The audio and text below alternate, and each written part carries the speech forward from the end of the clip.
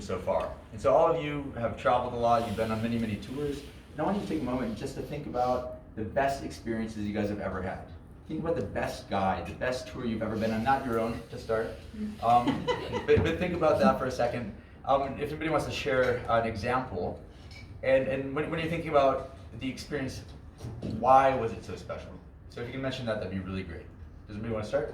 Yeah, the ride in New York. Have any of you guys been on that? It's the bus tour where it's like you basically sit side facing, and they have a glass wall. They have a couple of guides / entertainers inside. The bus is interactive, I guess. It has flashing lights. It has like its own voice. So they're talking to this voice in the bus, and as you drive around, you pull up, and there's entertainers throughout the city dotted around. And you don't realize it at first. It's like you pull up and you can see someone playing saxophone outside, and then all of a sudden the sound comes inside, and they turn around and they start interacting with you. It's really great. It is working as an operations manager for 7 years. I would not want to run that tour because just there's so many moving parts, but the experience is amazing. Awesome. It does sound so right. We're in Mongolia, and I'm a tour director for many years myself, so I have a deficit. I always look what could be better, what are they doing better than me, and so on. We're in Karakol. Karakol is the former Genghis Khan capital, and the tour was rather mediocre from my point of view. But then the guide said to me, there is a little local market if you don't mind to walk a ways. I always like to walk. So we walk over there, and I see people, they are unpacking and unwrapping instruments. So I asked one of the ladies, what are you going to do? And she says, well, we are actually a touring, throat singing company or concert ensemble, and we just finished, and before we are leaving Mongolia to do something else, we are just going to this historical sites where the turtle is there. Turtle is standing for longevity in Mongolia, and so there's a turtle rock kind there, the smaller one, not the famous one. And then everybody is just sitting there, and the guide said, let's wait and see what's going to happen. And she talked to the lady, and she just said to me, trust me. So we sit down, nobody knew what's going to happen, and they start playing music. And this Mongol, I still get goosebumps. This Mongol lady starts walking around this turtle, singing, throat singing her native song. It was absolutely magic.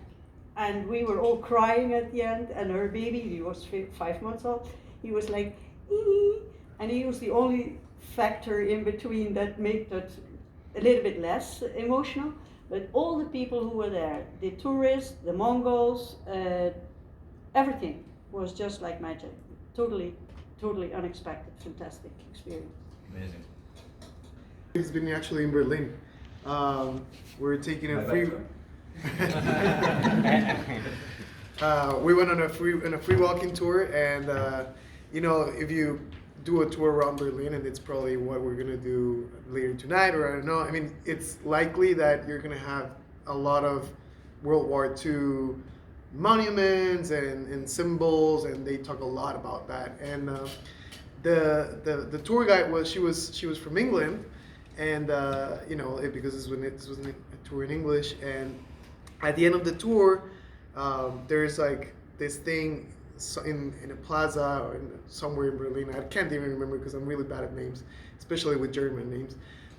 But it had like a phrase that, if you would read it, everyone, the tour guide asked the group, like, who do you think, like, in what context was this phrase stated, right? I mean, who said this? And someone said, well, this was probably someone who suffered through the Holocaust and stuff like that. And the lady says, well, actually it isn't. It's someone who suffered from the Spanish Inquisition. And so as you can see, The people from Germany, like they're reminded every single day of what happened here, but they're not the only country that have done something as traumatic as that. I mean, and she was from England, so she was like, I take the blame too as an English person that I never have to go. I mean, people here in Berlin, they have to walk to their jobs, they go and leave their kids at school, and they walk every single day past these monuments, and they have already said 1,000 times, like, hey, I'm sorry about everything that happened, but it's not the only country that has gone through this stuff.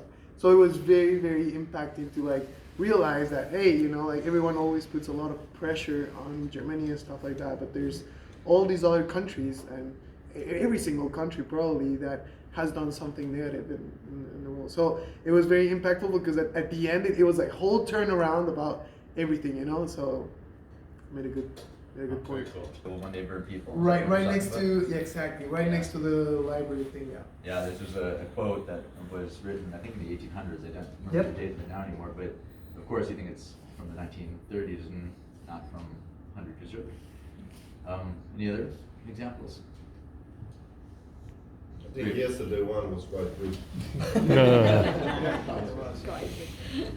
So when you think about those experiences, they all have a lot of really important reasons why they were special. You think about the seamless logistics that happen, and in order to make that happen as a tour operator, there's so much planning that goes into place, but there's also so many things that have to happen in their training processes to really standardize that all those people would be there right on time, that they could rely on those people taking all the actions that they're requesting of them.